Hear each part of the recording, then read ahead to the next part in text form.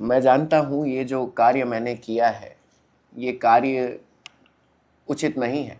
हमारी शारीरिक माँ को कोई हमारे घर में घुसकर उनके बाल चोटी पकड़कर उनको खींच के दूसरी हाथ में तलवार और आरी लेकर बाहर ले जाकर काटने का प्रयत्न करे, आपका बर्ताव क्या रहेगा? अब लोगों को यह कहने की बात लगती है कि गौ माता कहते हैं, किंतु गौ माता को मां का स्थान देते नहीं है। गौ माता की पीड़ा, नंदी बाबा की पीड़ा देखकर मन इतना ज्यादा टूट गया, जिसके बाद हम गौ माता को केवल और केवल त्योहारों में लाते हैं। पाकिस्तान में पहले गौवंश को काटा गया, फिर हम सनातनियों को। बांग्लादेश में वही कहानी। अरे दूर कहां जा रहे हैं, वेस्ट बंगाल में वही कहानी। आज दिन दहाड़े हत्या हो रही। अब भारत देश भी गौरक्त से भर चुकी है। अगर मेरी मां आपकी मां है, तो अगर मेरी मां की पीड़ा आपको भी होती है, तो आप मेरे भाई हैं, आप मेरी बहन हैं। किंतु करके पाप वर्ष में पूरे, नवरात्रि में सत्कर्म करो। कहते खुद को सनातनी हो, थोड़ी सी तो शर्म करो। मार के इनको ढोंग से जो तुम मंदिर मंदिर जाते हो, पूजा पाठ से पुण्य मिलेगा, सोच सोच इतराते हो। मनुष्य जन्म की ये प्रवृत्ति साकार नहीं होती। रक्त सने किसी थाल की पूजा कभी स्वीकार नहीं होती। स्वयं दान ही बलिदान है, अब इसको पहचान लो। स्वयं दान ही बलिदान है, अब इसको पहचान लो। स्वार्थ में, अपने स्वाद के रस में अब ना किसी की जान लो, अब ना किसी की जान लो। नमस्कार दर्शकों, मैं ऋचा गोस्वामी। इस वक्त मैं मौजूद हूँ सुंदरनगर में, जहाँ का वीडियो इन दिनों सबसे ज़्यादा वायरल है, जहाँ एक व्यक्ति ने गौ माता के सम्मान के लिए अपनी आवाज़ उठाई। उन्होंने अपनी कानी उंगली जो है गौ माता को निछावर कर दी। क्या वो दिन आ गया कि सरकार उनकी बात नहीं सुन रही है? सनातन को हमेशा आगे बढ़ावा देने वाली सरकार उनकी आवाज़ नहीं सुन पा रही। ना जाने कितने लोग जो गौ माता की सेवा करते हैं, उनकी पुकार नहीं सुन पा रही है। गौ माता को राष्ट्र माता नहीं बनाया जा रहा है। तो आइए सीधा बात करते हैं आदेश सोनी जी से कि आपकी जर्नी कैसे रही है, आपने कब से गौ सेवा की शुरुआत की है? क्योंकि लोगों को काफ़ी इंटरेस्ट है अब आपके बारे में जानने से। जब से पहले वीडियो वायरल हुआ है, उससे पहले भी लोग आपको बहुत जानते हैं गौ सेवा के नाम से, और आज भी जानते हैं। सर्वप्रथम तो आपके माध्यम से युवाओं को ये कहना चाहूँगा, मैं जानता हूँ ये जो कार्य मैंने किया है, ये कार्य उचित नहीं है। ये कार्य करने के लिए मैं किसी को भी प्रेरित नहीं करना चाहूँगा। युवाओं को बिल्कुल भी इस ओर मैं लाना नहीं चाहूँगा। अब आप सोचेंगे कि यहाँ लाना नहीं चाहेंगे तो आपने क्यों किया जी। इसके पीछे पूरी कहानी है, और पूरी बातें एक बार में बताई नहीं जा सकती।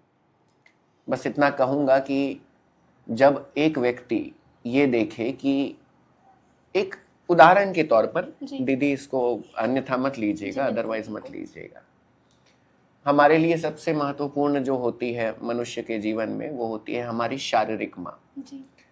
जरा सोच कर देखिए, हमारी शारीरिक माँ को कोई हमारे घर में घुसकर उनके बाल चोटी पकड़कर उनको खींच के दूसरी हाथ में तलवार और आरी लेकर बाहर ले जाकर काटने का प्रयत्न करे, आपका बर्ताव क्या रहेगा? काफी पीड़ा होगी ना?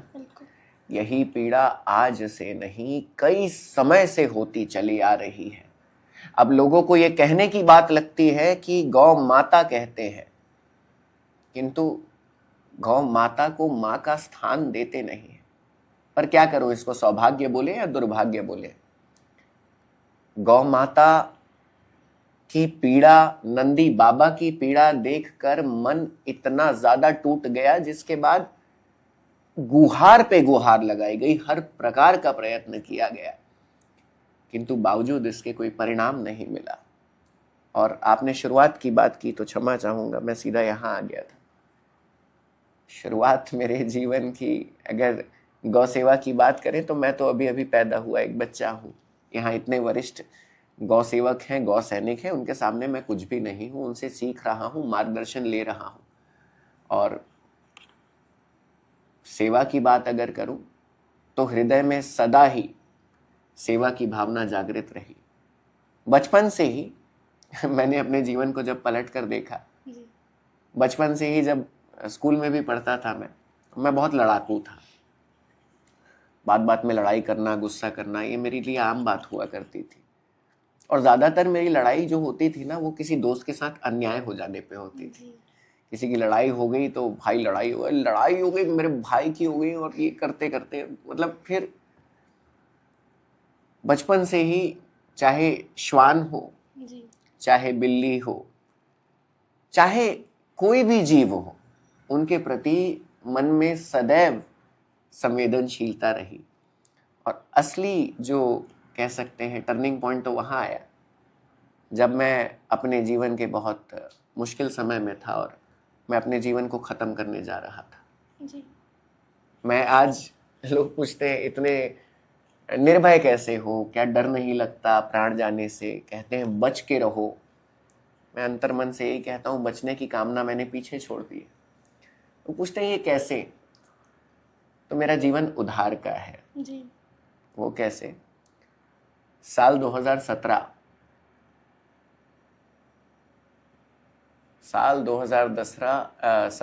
10 अक्टूबर शाम के लगभग 5 से 5:15 के बीच रायपुर सरायपाली हाईवे में मैं अपनी गाड़ी में इस रफ्तार में था कि मैं केवल ये खोज रहा था कि कैसे मैं किसी ऐसी गाड़ी किसी ऐसी जगह पर ठोक दूं जिसके बाद मैं ना बचूं पर किसी और का नुकसान ना हो। रफ्तार थी 140। हल्का अंधेरा, हल्का उजाला। उस रफ्तार में अचानक मुझे रोड में कुछ दिखा। मैंने ब्रेक मारा, गाड़ी स्लिप खा के रुकी। जैसे ही रुकी मैंने उतर कर देखा तो मेरे लेफ्ट चक्के के सामने इतना छोटा सा एक ऊन के गोले के जैसा बिल्ली का बच्चा म्याऊं म्याऊं करते रो रहा था। वो छोटा सा, आप मेरी प्रोफाइल में जाएंगे ना तो आपको ये 8 साल के पीछे, मतलब आप स्क्रॉल करेंगे आपको मिल जाएगा। मेरे मुख से निकली एक एक बात, ये कोई बनावटी नहीं है, आपको मिल जाएगा। और स्वयं मेरी शक्ल सूरत क्या थी आप वो भी उसमें देख सकते हैं। वो बच्चा म्याऊं म्याऊं कर रहा था। मैंने उस बच्चे को गोद में उठाया, इधर म्याऊं म्याऊं चिल्लाया उसकी माँ मिल जाए, नहीं मिली। उधर चिल्लाया उसकी माँ मिल जाए, नहीं मिली। वहां से 8 किलोमीटर दूर था महासमुंद, जहां मेरे मामा के बेटे यानी मेरे भाई का घर है। मैंने भाई को बताया, भाई ऐसी ऐसी बात है। बोले भाई आजा, तेरा ही घर है। अब मैं उस बच्चे को लेकर वहां गया, जिसकी आंख भी प्रॉपर नहीं खुली थी। अब उसको जैसे भी उंगली डाल डाल के दूध पिलाया और करके अपने सीने से चिपका के सुला लिया। अब अगली सुबह उठकर भाई से निवेदन किया, भाई इसको रख ले। मेरे मन में आया कि ठीक है भाई, जो रात को नहीं हो सका वो अब हो जाए, शाम को नहीं हो सका तो। भाई ने बोला, भाई तेरे टाइप आदत नहीं है मेरे को। वो जानता था मेरा पागलपन हमेशा से रहा है हर जीव के लिए। या तो इसको कुत्ता खा जाएगा या तो गाड़ी के नीचे आ जाएगा, भाई मैं नहीं रख पाऊंगा। तो उस छोटे से बच्चे को ना मैं वहां छोड़ सकता था ना कहीं पर दे सकता था। तो अंततः ना मुझे उस बच्चे को लेकर वापस अपने घर आना पड़ा। किंतु जब मैंने पलट कर देखा कि क्या मैंने उस बच्चे को बचाया, मैंने बचाया? नहीं, वो तो भगवान के द्वारा। उस बच्चे ने मुझे बचाया, क्योंकि उस प्रभु को पता था कि दोनों फोन बंद, उस समय भी 2 फोन थे मेरे, दोनों फोन बंद थे, रफ्तार 140 थी, रोड अनजान था, और जो यहाँ सवार था उसको कोई रोक नहीं सकता था। उनको पता था कि इसको ब्रह्मास्त्र भी नहीं रोक सकता, जो रोक सकता है उसको वो सामने ला दिए। तो उस क्षण प्रभु का यह आदेश आया कि मेरा जीवन मेरा अब है ही नहीं, क्योंकि मेरा जीवन तो आज समाप्त हो गया रहता। अब उस जीवन को पाने के बाद जीवन में बहुत से बदलाव आए। एक समय पर करोड़ों का टर्नओवर था मेरा, 1 नहीं 2 कंपनीज थी, अच्छे खासे चलते फिरते दौड़ता व्यापार आप कह सकते हो। ना केवल रायपुर में, पूरे छत्तीसगढ़ और पूरे भारत में मैंने कार्य किया। किंतु एक बात प्रभु ने यह भी समझा दी कि पैसा कमा के कभी संतुष्टि नहीं मिलती। तो फिर प्रभु की खोज, श्रीमद् भगवद गीता पढ़ने का सौभाग्य मिला मेरे जीवन के और एक दौर में जहां मैं बहुत ज़्यादा विषाद में था, विचलित था। उस दौरान श्रीमद् भगवद गीता की गहराई में जाकर मैंने ये पाया कि भगवद गीता में जो मैं पढ़ रहा हूँ, जो चीज़ें मेरे सामने आ रही हैं, ये आधार तो मेरे जीवन का वर्षों से रहा है, पर वो अपेक्षा, स्वार्थ, लालसा, दिखावे की वो परत में मैं उसे देख नहीं पा रहा था। फिर प्रभु की आस में, प्रभु की खोज में, आप कह सकते हो अपने इर्द गिर्द, मैं विशेष बच्चों के पास पहुंचा। विशेष बच्चे वो जो स्वयं ईश्वर है, जिसको हम इंटेलेक्चुअली चैलेंज्ड कह सकते हैं, बौद्धिक दिव्यांग। क्योंकि श्रीमद् भगवद गीता में लिखा है कि जो सबसे बड़ा निरपराध है वही मैं हूँ। तो निरपराध वो बच्चे, मुझे लगा मैं साक्षात प्रभु से मिल रहा हूँ। और गौसेवा तो अंश थी, किंतु गौसेवा की गहराई तब आई जब मैंने भगवद गीता और गौ माता को एक साथ जोड़कर उस वाइब्रेशन को महसूस किया कि मैं प्रभु, भक्ति, आराधना, धाम, मंदिर, तीर्थ जो खोज रहा हूं वो सबके सब गौ माता में है, नंदी बाबा में है। उसके बाद मेरी दुनिया से सारी चीज हट गई, सारी चीजें हट गई। हाँ, मेरे जीवन के जो कर्तव्य हैं वो मैं निभा रहा हूं। आज मेरा बैंक खाता भी नहीं है और ना जीवन में रहेगा, ये संकल्प है मेरा। लोग कहते हैं शादी, ब्याह, बर्थडे पार्टी, एनिवर्सरी में क्यों नहीं जाते? आज से नहीं, वर्षों हो गए। उनको लगता है अहंकार है, क्रोध है। तो नहीं, इससे अधिक आनंद कहीं दिला के दिखा दो तो मैं वहां भी आने लग जाऊं। तो ये अब तक की जर्नी रही। और आज मेरे शिवजी, मेरे कन्हैया, मेरी राधा मैया, मेरे श्री राम, मेरी सीता मैया, मेरे सारे ईश्वर गौवंश में विराजित हैं। और वही गौवंश आज ऐसी दुर्दशा में है, खून के आंसू वो रो रहे हैं और प्रतिदिन स्वयं के कर्तव्य पालन में प्रश्न आता है। तो बाकी आप जो पूछना चाहें वो पूछ जी। सकते आपने इतना अच्छा बात बताया, अपना टर्निंग पॉइंट बताया। तो ये भी जानना चाहूँगी, शारीरिक माँ तो उनसे जुड़ने के बाद अब आप गौ माता से जुड़े हैं, उस समय कितना अच्छा प्रतीत हुआ? एक और माँ मिली हम सबको, और आपके लाइफ में तो स्पेशली टर्निंग पॉइंट के तौर पे गौ माता के साथ जुड़कर कैसा लगा आपको? और अभी भी आप उनसे जुड़े हुए हैं और आगे भी जुड़े ही रहेंगे। आप मेरी गाड़ी में देखेंगे लिखा है गौ रक्षति रक्षिता, अर्थात लोग कहते हैं धर्मो रक्षति रक्षिता, मैं कहता हूं गौ रक्षति रक्षिता। हाँ, इसमें एक भाव गलत है कि हम गौ की रक्षा करेंगे तो गौ हमारी। हम इतने योग्य नहीं है कि हम उनकी रक्षा करें, किंतु हाँ, हम गौ सैनिक बनकर एक माध्यम बन सकते हैं। जी। और गौवंश को पाने के बाद, अपने आराध्य को पाने के बाद विश्वास कीजिएगा, कोई चुनौती ही नहीं लगती, कोई समस्या ही नहीं लगती। कितनी क्या चीज घटित हो जाए, सब माँ की इच्छा है, माँ कर रही है। और अगर आपने वो वीडियो देखा होगा, मैं ये कोई उसके लिए नहीं कह रहा हूं, यह उंगली मेरे हाथ से ये कटी, किंतु आप मेरे चेहरे का भाव पढ़ लीजिएगा उसमें। जब लोगों ने मुझसे पूछा आपने क्यों काट ली, तो मेरे चेहरे पे मुस्कुराहट है। मुस्कुराहट का अर्थ ये कि गौ माता की पीड़ा इतनी देख ली मैंने, इतनी बर्दाश्त कर ली, दिन रात देख ली कि अब ना स्वयं की पीड़ा ही नहीं लगती, क्योंकि अपनी माँ के कटते हुए उन अंगों को देख देख कर मन चीथ गया है। कभी बाना गुमा गौ मंदिर जाइएगा, हमारे परम आदरणीय सुरेश भैया, सुरेश जिंदल जी के द्वारा वो संचालित है। वहाँ एक तुच्छ सा माध्यम मैं बना हूँ, वहाँ की सेवाओं को कहीं ना कहीं एक चौकीदार के रूप में, माली के रूप में देखने का। आज भी वहाँ 70 से ज़्यादा गौवंश बेड रेस्ट में है। जरा सोचिए, वो गौवंश जो आपके, जी हाँ, आपके एक गलती के कारण, आपके 1 सेकंड लेट ना हो जाने के भय के कारण आप जिनको टच करके निकल जाते हैं, उनकी कमर टूट जाती है।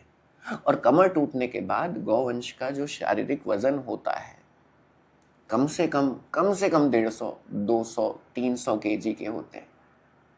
अब कमर टूटने के बाद कभी इधर लेटते हैं, कभी इधर लेटे तो यहाँ बेड सोर छिला जाता है, इधर वो मृत्यु की प्रतीक्षा करते हैं, गोलोक गमन की प्रतीक्षा करते हैं। आप सभी को सोचने की आवश्यकता है कि आज उनकी दुर्दशा का जिम्मेदार कौन है। अवश्य आज ये युद्ध सरकार से चल रहा है और सरकार से चलेगा, क्योंकि हमारे स्कूल में समस्या होगी तो हम प्रिंसिपल के पास जाएंगे, कॉलेज में होगी तो प्रिंसिपल, तो हमारे प्रिंसिपल तो है, किंतु प्रिंसिपल के साथ साथ स्टूडेंट्स यानी हम सब जन जन की ये जिम्मेदारी कितनी बनती है और आप कितना निभा रहे हैं। सनातनी कहते हैं खुद को, किंतु सनातनी होने के बाद भी आज ये दुर्दशा है कि हम गौ माता को केवल और केवल त्योहारों में लाते हैं। गोपाष्टमी आ गई, गोवर्धन पूजा, खैर गोवर्धन पूजा का असल अर्थ समझेंगे तो समझेंगे कि वो अलग ही है जी। ऐसे कुछ त्योहार, पोला के त्योहार आ गए। और एक बड़ी प्यारी सी तस्वीर देखी मैंने, मैं आपको उसका वर्णन करना चाहूंगा और सब सभी को दिखाना चाहूंगा। आप रायपुरा चौक से आएंगे सुंदर नगर की तरफ, सुंदर नगर की तरफ आएंगे ना, उल्टे हाथ की तरफ एक बड़ा सा तालाब है और तालाब के ठीक इधर देखेंगे तो ऊपर एक बड़ी सी होर्डिंग लगी है। उस होर्डिंग पर एक बहुत प्यारी तस्वीर, एक प्यारे से नंदी जी सजे धजे, जिनकी बड़ी बड़ी सींग है, सजे धजे हुए हैं, और उनके ठीक बगल में दो मुस्कुराते हुए चेहरे, एक हमारे मुख्यमंत्री जी के और एक हमारे प्रधानमंत्री जी के। सच बता रहा हूं, मुझे ना वो जो मुस्कुराते हुए चेहरे हैं ना, उनके हाथ में ना तलवार नजर आ रही है। उस तस्वीर को जो मैं देख पा रहा हूं, उनके हाथ में तलवार है और उनकी आंख में ना खून और सिंग उगे हुए हैं उनके। अब ये मैं क्यों देख पा रहा हूं, ये आप स्वयं विचार कीजिए। भारत देश, गौ माता, श्री राम, श्री कृष्ण, शिव जी, दुर्गा मैया, इन सब के बीच गौ हत्या, ये सनातन नहीं है, ये सनातन नहीं है। जैसे कि आपने बताया काफ़ी पीड़ा में है आज हमारी माता, गौ माता।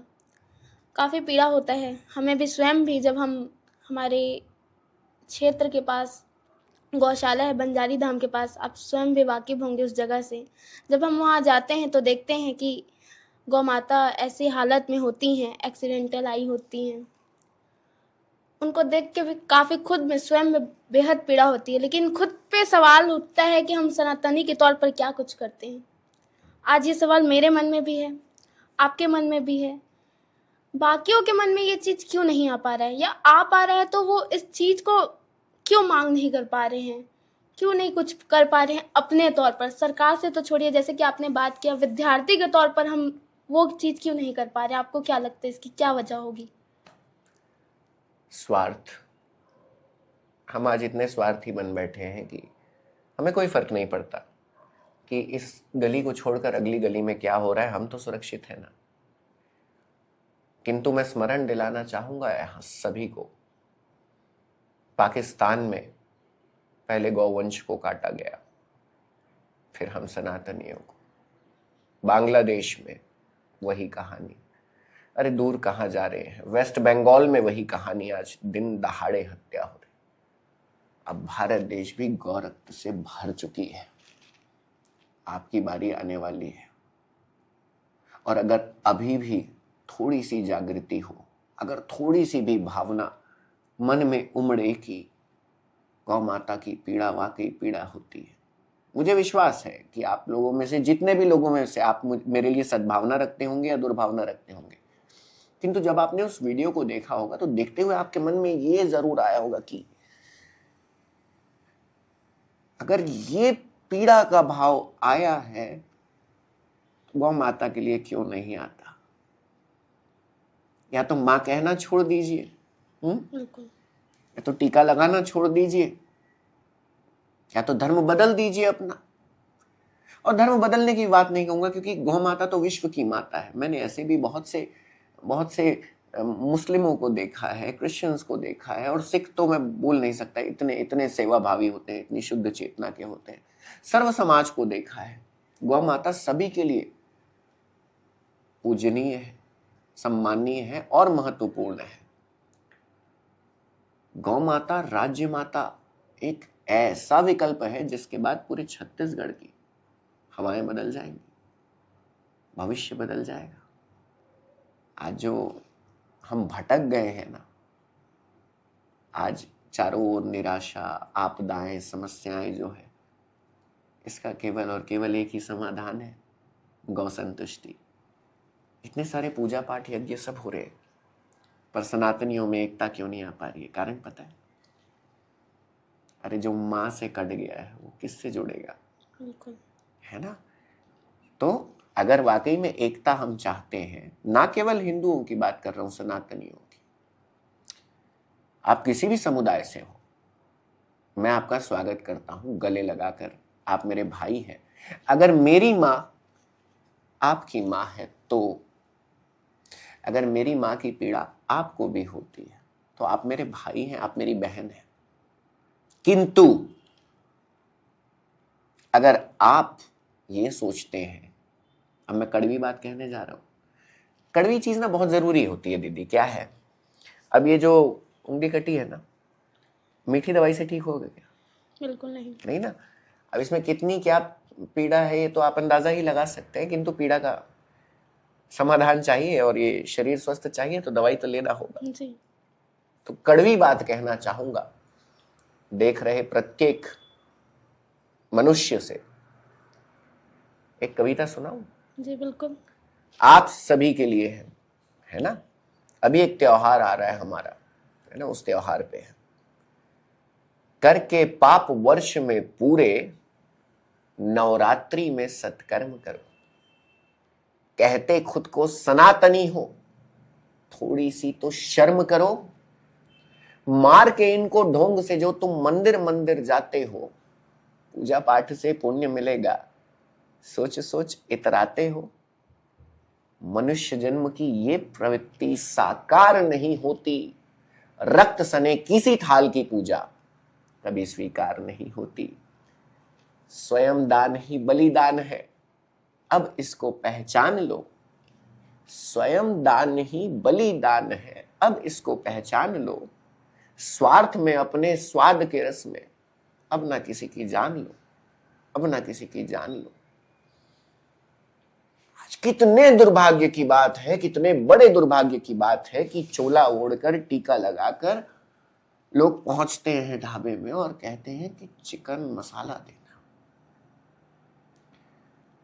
उन अधर्मियों से, ढोंगियों से ये कहना चाहूंगा, कब प्रभु श्री राम ने हमें ये बता दिया कि बेटा मुर्गे को काट कर खाना, इससे पुण्य मिलेगा? अरे कौन से मंदिर में ये संस्कार मिल गया कि शिव जी की आराधना के लिए आपको बकरा खाना जरूरी है? अरे कौन से ईश्वर ने हमें, क्या हमें प्रभु श्री कृष्ण ने ये बोला कि किसी जीव को मारकर, तड़पा कर खाने से आपके कर्म शुद्ध होंगे? क्या आप प्रभु के समीप पहुंचेंगे? अरे अधर्मियों, कुछ तो सोच लो, किस दिशा पे जा रहे हो?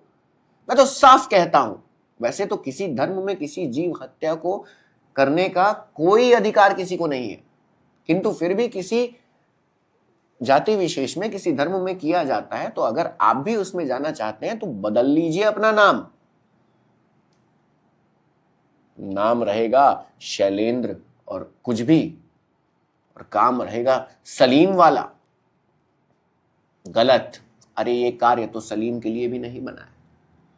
मैं कहता हूं ठीक है, आपको करना है ना तो टीका लगाना, पोंछ दो, टीका मत लगाओ। आपको खाना है मुर्गा मटन, तो आप एक काम करो, मंदिर मत जाओ। ये दोनों काम एक साथ नहीं हो सकता बहन, ये दोनों काम एक साथ हो ही नहीं सकता। और अगर आज गौ हत्या का कोई जिम्मेदार है तो वो ये सनातनी है, जो आज सनातनी होने के बाद भी मुर्गा, मछली, मटन खा रहे हैं। और आपको बता दूं, ये लोग जो मुर्गा, मछली, मटन खा रहे हैं और इनको लगता है कि हम गौ हत्या के जिम्मेदार नहीं। अरे अधर्मियों, 70 से 80% होटल, ढाबा, बिरयानी सेंटर में गौ मांस का मिश्रण किया जा रहा है। किस दुनिया में जी रहे हो आप? आज अगर कोई जिम्मेदार है गौ हत्या का, वो जिम्मेदार हम हैं। हमारी मांस की मांग इतनी बढ़ गई है कि मुर्गा, बकरा, मतलब वो बेचारे, वो जीव, उनको अधिकार है, उनका भी परिवार है, उनको भी पीड़ा होती है, पर वो भी पूरा नहीं कर पा रहे हैं। गौ माता और नंदी बाबा को खिलाया जा रहा है। तुम अधर्मियों को रे, शर्म करो रे, डूब मरो रे। सनातनी होकर साला मांस खाते हो। किस किस किस गुरु से शिक्षा पाए हो? ऐसी कोई गुरु नहीं है जो ऐसी अधर्मी शिक्षा दे हमको। तो सीना तान के हम करते हैं और ऊपर से हम जय श्री राम बोलने का भी साहस कर लेते हैं। छी, ऐसे ऐसे नहीं हो सकते मनुष्य, ऐसे तो सनातनी बिल्कुल नहीं हो सकते। अरे हमारा सनातन तो हमको निष्काम भावना सिखाता है। हमारा सनातन तो हमें सामने वाले की पीड़ा को स्वयं अपने हृदय में लेकर जीना सिखाता है। और केवल सनातन नहीं, मानवता यही कहती है। आप बाइबल पढ़ लीजिए, है ना, आप कुरान पढ़ लीजिए, आप श्रीमद् भगवद गीता पढ़ लीजिए, आप गुरु ग्रंथ पढ़ लीजिए, सब में यही है। धर्म का सार यही है कि आप सर्वहित सर्व कल्याण का कार्य करें, जिससे किसी को समस्या ना हो, किसी को पीड़ा ना हो, किसी के लिए हृदय विदारक ना हो। किंतु हमने तो परिभाषा ही बदल दी, परिभाषा बदल दी है। सरकार की गौधाम योजना जो आई है उस पे आपके क्या विचार हैं? कितना सही है वो योजना आपके अनुसार? अब दीदी क्षमा करना, आपसे कुछ मैं प्रश्न पूछना चाहूंगा। अगर मान लीजिए मैं आपको किसी अन्य शहर में कुछ समय के लिए छोड़ देता हूं और कहता हूं कि दीदी आपको यहाँ पर गुजारे के लिए मैं आपको 10 दिन के लिए कुछ धन देकर जाऊंगा, कितने धन में आप 10 दिन का भोजन कर लेंगे? भिलाई में कम से कम 20-30 हजार, कम से कम। छोड़ दीजिए उतना भी। अब 10 दिन के लिए एक आम आदमी जैसे मैं आशीष को बोलूं या हिमांशु को बोलूं, तो वो कहेंगे भाई अब हमको भिलाई जैसे शहर में भोजन करना है तो कम से कम हमको प्रति थाली 50 रुपए, 60 रुपए, 70 रुपए, 100 रुपए एक टाइम की होगी। तो उस हिसाब से मेरे को 10 दिन के लिए गुजारे के लिए कम से कम मेरे को 2-3 हजार रुपए की तो आवश्यकता पड़ेगी, है ना? खाने के लिए, खाने, सिर्फ भोजन के लिए, बाकी चीज तो छोड़ दीजिए, है ना? मैं सिर्फ भोजन की बात कर रहा हूँ। अब अगर मैं कहूँ कि नहीं, आप को मैं प्रतिदिन का 10 रुपए दूंगा, 10 दिन आपको रहना है और आपको कोई कहीं से मिल भी नहीं सकता है, ना आप कमा सकते हो, ना आप भिक्षा मांग सकते हो, ना आप किसी का छीन सकते हो, तो ना आशीष जीवित रह पाएगा और ना हिमांशु, है ना? बिल्कुल। क्योंकि 10 रुपए कितना होता है आज? बहुत कम। एक प्लेट समोसा कितने का आता है दीदी? आजकल तो 15 से 20 रुपए प्लेट हो गए हैं। कम से कम 15-20, 30-40, 50 भी आता है जी। एक टाइम का भोजन करने जाओगे मनुष्य, हम 2 पैर वालों के लिए। अब मैं सरकार से, जो आपने कहा गौधाम, सबसे पहले तो सरकार से पूछना चाहूंगा, गौधाम का अर्थ भी पता है तुम्हें? अधर्मियों, धाम का नाम बदनाम कर रहे हो, शर्म नहीं आ रही है आपको? गौधाम, प्रतिदिन प्रति गौवंश 10 रुपए देने का एहसान कर रहे हो आप हमारी परम आराध्य गौ माता और नंदी बाबा को। अरे जरा सोच कर देखिए दीदी, एक छोटा सा कैलकुलेशन लगाइए आप कि आपने गौधाम जज्बात में आकर ले ली और जज्बात में लाकर ही आज लोगों को भटका कर दिया जा रहा है। मैं विशेषकर जिन लोग भी गौधाम के बारे में विचार कर रहे हैं उनको ये बात को मेरी एकदम फ्रंट में रखना कि आज जो भी छत्तीसगढ़ के द्वारा गौधाम की लालसा देकर, जिनको ऑफर देकर बुलाया जा रहा है ना, वो मेरी बात ध्यान से सुन ले कि आज आपको ना ऐसे बुलाया जा रहा है, लालसा देकर, है ना?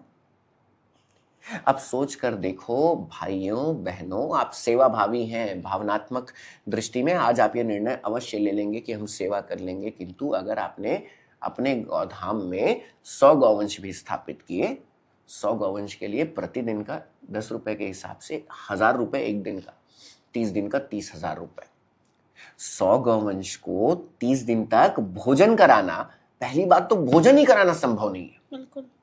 आज चोकर का रेट पता कर लीजिए आप, पैरा कट्टी का रेट पता कर लीजिए आप। पैरा कट्टी भी अगर उनको देने जाएंगे तो भी 10 रुपए में नहीं पुर पाएंगे हम। पैरा कट्टी भी अगर आप उनको अर्पित करेंगे तो वो कितने, उनका आहार कितना होता है, कम से कम 3 से 5 किलो तो वो ग्रहण करेंगे ही करेंगे। और पैरा कट्टी का रेट क्या है ये पता कीजिए। और पैरा कट्टी में गौवंश कभी तृप्त नहीं होते, उनके साथ जैसे सिर्फ चावल होता है ना, तो दाल मिलाना जरूरी होता है। तो दाल जो है चोकर है, खली है, भूसा है, इसका रेट तो सोचो मत, है ना। तो भोजन ही नहीं करा सकते आप प्रति माह 30,000 रुपए में। अब इसके बाद आपको आएगा इलेक्ट्रिसिटी का खर्चा, है ना, वो कौन देगा। आप धन्ना सेठ हो, ठीक है, चलो आपने वो भी दे दिया। उसके बाद आज इतने एक्सीडेंट्स हैं गौ माता की, प्रभु ना करे कि गौ माता की तबीयत खराब हो, नंदी बाबा की कोई समस्या हो, दवाई कहां से आएगी। इसके बाद आकस्मिक व्यय वो अलग, इसके बाद मेंटेनेंस अलग, और इसके बाद जो कार्य करने वाले आज हमारे जो सेवा साथी जैसे गौ मंदिर में है, प्रति सेवा साथी आज 19 सेवा साथी लगभग वहां कार्यरत है। और प्रति गौ सेवक हमारे सेवा साथी कम से कम 10,000 रुपए प्रति माह का उनका मानदेय होता है। ऊपर से भोजन अलग, रहना अलग, सारी सुविधा अलग। अब ये सोच कर देखे, जिनको आज भटकाया जा रहा है, भाइयों बहनों, इस बात को बहुत ध्यान से सुन लो, समझ लो। आज के दिन तो सरकार आपको किसी तरीके से बुला रही है या सरकार के आसपास के लोग बुला रहे हैं, पर इस बात को सुन लो, आप पाप के भागीदार बन जाओगे, आप महापाप के भागीदार बन जाओगे। क्योंकि एक बार गौवंश अंदर आ गए तो आप विवश हो जाओगे, हम क्या करें, कैसे करें। सरकार तो अपना पेपर दिखाकर हाथ खड़ा कर देगी। अरे आप कहां मुंह दिखाओगे, आप कैसे मुंह दिखाओगे उस ईश्वर को, साक्षात प्रभु गौ माता नंदी बाबा को कैसे मुंह दिखा पाओगे। अरे वो हत्या केंद्र बन जाएगा दीदी, वो तो 2-4 भले लोग जाकर ले लें, जो अपने से धन लगा लें तो बड़ी बात है। किंतु ऐसे कितने लोग हैं हमारे प्रदेश में, और ऐसे ही लोग धन्ना सेठ होते तो आज गौवंश की दुर्गति होती क्या। अब ये जो केंद्र है, जो ये गौधाम नाम से है, मुझे एक बात का भय है, मैं स्पष्टता से कहना चाहूंगा। वो भय ये है कि ये जो 10 रुपए में लेने वाले जो लोग रहेंगे, जो आज सीना चौड़ा करके लेंगे, ये केवल और केवल एक विषय पर एक तरीके से ले सकते हैं। हाँ, दूसरा तो मैं बोल दिया कि जो धन्ना सेठ होंगे विशाल हृदय, जिसकी संभावना जो है 2%, 3%, 5% लोग होंगे। किंतु ये दुनिया तो अधर्मियों से भरी हुई है, जो अपनी मां को बेच के खा जाए। तो गौ माता नंदी बाबा तो उनके लिए आम हो चुका है आज, दुर्भाग्यपूर्ण। वे ऐसे लोग होंगे जो सामने के दरवाजे से गौवंश को अंदर लाएंगे, पीछे के दरवाजे से निकालेंगे, है ना, अर्थात गौ हत्या करेंगे।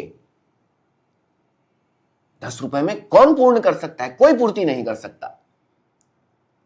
ये पहली बात। दूसरी बात, आपने गौधाम के विषय में पूछा है ना, कृत्रिम गर्भाधान, समझते हैं आप इसका अर्थ। कृत्रिम गर्भाधान नहीं, आप बता दीजिए। आर्टिफिशियल इंसेमिनेशन जी, यानी हमारी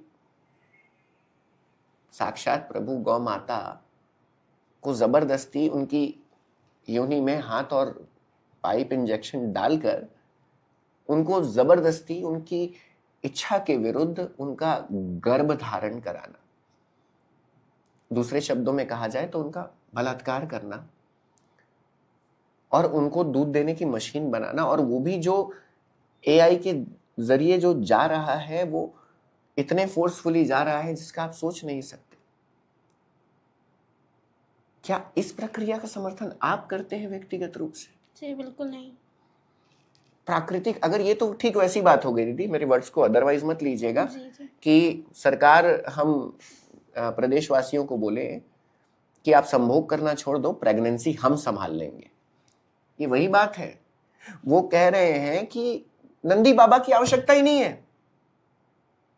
ये जो इस प्रकार के जो ये सिंह निकले वाले विशेषर पटेल जी जैसे लोग बैठे हैं ना, बहुत खतरनाक हैं, जो स्वयं को गौ भक्त बताते हैं, गौ सेवक। एक समय तक मेरी भी उनको लेकर बड़ी अच्छी भावना थी कि यार जो भी हो सेवा भावी है ये मनुष्य, किंतु जब उन्होंने कृत्रिम गर्भाधान जैसे महापाप को ना केवल प्रचार किया, इसको लेकर विशेष कैंप लगाकर फोटो वीडियो भी डाल रहे अपनी, और अपनी मां के साथ अनाचार और बलात्कार करवाने वाला व्यक्ति गौ सेवक होना तो क्या सोच भी नहीं सकता।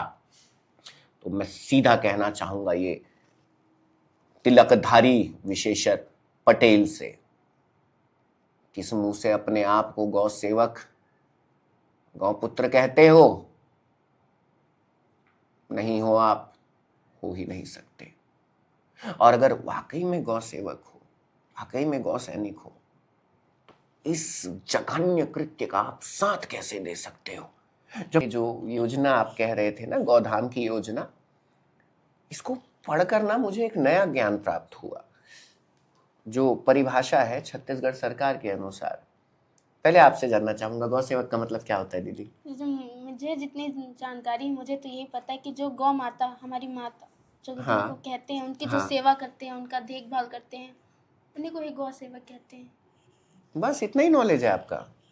थोड़ा और सोचिए, थोड़ा और सोचिए। नहीं, चलो मैं बताता हूं। बार बार ये जो योजना को पढ़ते हुए ना, मैं आपको उस पत्र की कॉपी भी दूंगा, इसको आप डालिएगा हाईलाइट करके, है ना, कि इस पूरी योजना में एक ऊपर टाइटल में न्यूज़पेपर में क्या आया पता है? कि गौ सेवकों को मानदेय दिया जाएगा, जो आज तक नहीं दिया गया, और चरवाहे को भी मानदेय दिया जाएगा। पढ़ के तो सब खुश है, किंतु योजना जब पढ़े तो मेरे पैरों तले जमीन खिसक गई। जहां जहां पर गौ सेवक लिखा है, पता है ब्रैकेट में क्या लिखा है? प्राइवेट कृत्रिम गर्भाधान कार्यकर्ता। मतलब ये सरकार कह रही है, ये सरकार बोल रही है कि आपको गौ सेवक कहलाने के लिए ये जघन्य कृत्य, ये घटिया कृत्य, ये निम्न कार्य करना सीखना होगा। ये किस दिशा ले जा रही है सरकार? हमको हमारी गौ माता के साथ अनाचार की ट्रेनिंग दिलाना चाहती है हमें। गौधाम के नाम पर ऐसा जघन्य क्षेत्र बनाना चाहती है। इसका समर्थन तो दूर की बात है, घोर विरोध करते हैं और सीधा बोलते हैं सरकार इस योजना को लाके तो दिखाए, लाके दिखाए इस योजना को। हमारी मां के साथ अनाचार होगा वही गौधाम के नाम से, असंभव, इसे बर्दाश्त किया जाएगा। गौधाम, अरे गौधाम तो वो है जहां पर गौ माता सुख से रहे, नंदी बाबा चैन से रहे, तृप्त रहे, स्वस्थ रहे। ये कैसा गौधाम है जहां 10 रुपए में पेट भर जाएगा?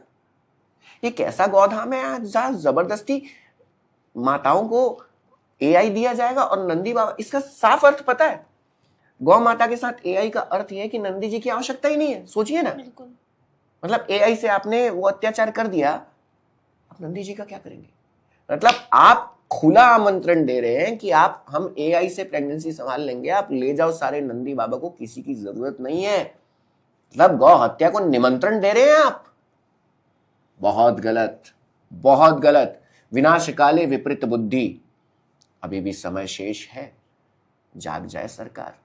अब ये जो आंधी उठी है ये केवल छत्तीसगढ़ तक नहीं रह गई, मैं बता दूं बहन आपको। अब देख लीजिए सोशल मीडिया निकालकर, ना केवल छत्तीसगढ़, गुजरात, हरियाणा, पंजाब, उत्तर प्रदेश, बिहार, राजस्थान, हर जगह हड़कंप। हाँ, उड़ीसा, वृंदावन, हर जगह हड़कंप मचा हुआ है। इस दौर में, इस क्षण में, इस चेतावनी के बाद भी अगर सरकार नहीं सुधरी ना, सरकार नहीं समझी, तो सरकार अपना विनाश स्वयं उसी प्रकार कर लेगी जैसे भस्मासुर ने स्वयं के ऊपर हाथ रख के किया था। भस्मासुर बनना है अगर सरकार को तो बन जाइए, किंतु वाकई में अगर आप गौ शरण में अभी भी आ जाए ना, विश्वास कीजिएगा, गौ माता राज्य माता के वो 9 बिंदु हैं, वो भी मैं आपको दूंगा, वो आप अवश्य पढ़िएगा ध्यानपूर्वक। सर्वहितकारी है। गौ माता राज्य माता बनने के बाद गौ माता की हत्या पर मृत्युदंड होगा। क्या सरकार ये नहीं चाहती? गौ माता राज्य माता बनने के बाद आज गौ माता के साथ जो अनाचार होता है, बलात्कार जैसी घटना होती है, अभी आप ही ने कुछ कहा जी था ना, जी, बिलासपुर से केस आया है कल ही। बिलासपुर से केस आया है, जी आपको पता है वो 2 दिन में बाहर हो जाएगा, जी, ये बात भी पता है। 700 रुपए में, 750 रुपए में, मुचलके पे। और वो अधर्मी जब बाहर रोड पे घूमेगा, भगवान ना करे कुछ बहन कोई अबोध बालिका उसके हाथ लग गई तो वो अपराधी छोड़ेगा? उसको धारा 376 जितनी गंभीर धारा लगेगी। तीसरा, जितनी गोचर भूमि आज कहते हैं कि सड़क पर गौ माता क्या कर रही है, रोड पे कब्जा कर लिया। अरे भाई, इनकी भूमि तो हमने कब्जा कर रखी है। पूरे छत्तीसगढ़ में 4.5 लाख एकड़ से ज्यादा गोचर भूमि है। सरकार इसको मुक्त नहीं करना चाहती। क्यों नहीं चाहती? गोचर भूमि मुक्त होने के बाद गौवंश के पास इतना स्थान है, सरकार बहाना मारती है। आज सरकार बड़े बहाने मारती है, क्या कि आज इतने सारे गौवंश कहाँ जाएंगे? अरे तुम थोड़ा तो अनुसंधान करो, एक बार पटवारी को बैठाओ, नक्शा निकालो, आईएएस को बैठाओ, आईपीएस को बैठाओ, सेक्रेटरी को बैठाओ, विभाग को बैठाओ। अब बोलोगे आपके विभाग का काम मैं समझाऊंगा? बोला हाँ मैं समझाऊंगा, क्योंकि आपसे नहीं हो रहा है। तो सारे अनुसंधान, सारे प्रयास करते करते करते आज इतनी सारी ये जो रिसर्च है ना वो हो चुकी है। मैं बताऊंगा आपको, और बताना पड़ेगा हम सबको मिलकर कि गौ सेवा करते कैसे हैं। गौ माता राज्य माता बनने के बाद हम जहर खाने से बचेंगे। आज जितना हम चावल गेहूं जो खा रहे हैं, सब्जी भाजी, सब में जहर है, पेस्टिसाइड। गोबर खाद से हमारा स्वास्थ्य ठीक रहेगा। 80-90 वर्ष जीते थे पहले स्वस्थ जीवन, अब एवरेज क्या हो गया है? 65, 66, 67। ये जीवन के अधिकारी हम नहीं है। गौ माता राज्य माता बनने के बाद आज जो एंजाइटी डिप्रेशन में लोग घूम रहे हैं ना, नशा, ये इंजेक्शन लेकर, ये दारू पीकर, ये सब काउ कडलिंग थेरेपी जो यूके यूएस ऐसी जगह पर होती है जहां पर अंग्रेज गौ माता को छूने के लिए, नंदी बाबा को छूने के लिए डॉलर्स और पाउंड्स में पैसा पे करते हैं। वो जानते हैं कि गौ माता को स्पर्श करने से उनकी एंजाइटी, डिप्रेशन, बेचैनी, ब्लड प्रेशर, शुगर सब कंट्रोल होता है। पर हमको देखो, हमको तो देसी पौआ काफी, थर्रा मार लेते हैं, ज्यादा हुआ तो नींद की गोली, टेन, इंजेक्शन, ऐसा जीवन बनाएंगे। ये सनातन नहीं। अगर सनातन कुछ है तो गौ सेवा है, गौ श्रद्धा है। बाकी आप जितना खोज लीजिए इनको, निसंदेह मूर्ति पूजा हमारे संस्कार, हमारे सनातन का आधार है। किंतु मूर्ति पूजा के साथ साथ एक बात आपसे पूछना चाहूंगा दीदी, आप तुरंत बताना, पूजा बड़ी की सेवा? सेवा। अब आप पूजा ज्यादा करते हो कि सेवा? है ना? पूजा नहीं कर, रियलिटी में बता रही हूँ। मैं हाँ। पूजा तो नहीं कर पाते उतना। किसी से भी पूछ लीजिए, पता है पूजा बड़ी की सेवा? बोलेंगे सेवा। सेवा, हाँ। बोलेंगे दिन में कितने घंटे पूजा करते हो? 1.5 घंटे, 2 घंटे। सेवा? अरे समझ जाइए, साक्षात ईश्वर जब साथ रहेंगे ना तो आपके घर की सारी समस्या हर लेंगे वो। आज गौ माता जिनको आप गंदगी समझ रहे हैं, गोबर पवित्र, जिसको आप गौमूत्र कहते हैं, पवित्र है वो। जो आपके घर में जब फिर से आना चालू होगा ना, घर पे समृद्धि आएगी, आनंद आएगा, संतुष्टि आएगी। बस यही। बीजेपी की सरकार जो वोट के टाइम पे तो काफी सनातनी हर मंदिर, हर जगह जाती है, और सनातन धर्म में गौ माता को माता का दर्जा दिया जाता है। लेकिन आज फिर भी वो इस चीज़ को स्वीकार नहीं कर रही है, लोगों को गुमराह कर रही है। गौधाम योजना लाकर भी लोगों को इस बारे में पता नहीं है। आपने भी बताया हमें कि ये कहीं ना कहीं पूरी षड्यंत्र है सरकार की। तो क्या कहना चाहेंगे आप इस पर? मैं तो भारतीय जनता पार्टी से केवल इतना कहना चाहूंगा, आप ना टीका लगाना छोड़ दो। है ना? निष्पक्ष होती है कोई पार्टी, पॉलिटिकल पार्टी, है ना? पॉलिटिकल पार्टी जैसे निष्पक्ष होती है, कोई प्रचार नहीं करती, भगवान जी की तस्वीर नहीं लगाती, और ये जो नियम बने हुए हैं दुनिया के, आप उसका पालन कर लीजिए। ना आप गौ माता की फोटो लगाइए, ना आप मंदिर जाने का ढोंग कीजिए, ना आप टीका लगाइए, ना आप गणपति जी के उस पर वो कीजिए, ना आप महाआरती कीजिए, सब बंद कर दीजिए। मानेगी सरकार? नहीं मानेगी। या फिर असली में गौ माता को मां के स्थान पर ला लीजिए, बाबा को ला लीजिए।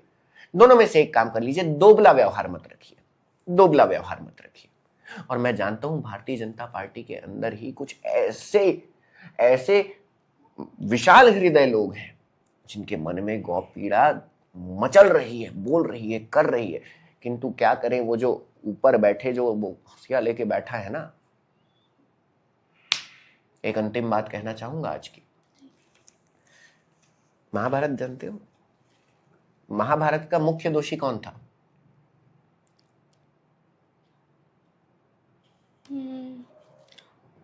पांडव और कौरव के बीच हुआ था, तो कौरव थे। कौरव में कौन था? नाम मुझे याद नहीं, सॉरी। नाम याद नहीं आ रहा। लोग कहते हैं महाभारत में मुख्य जो सबसे बड़ा जिम्मेदार था वो दुर्योधन था।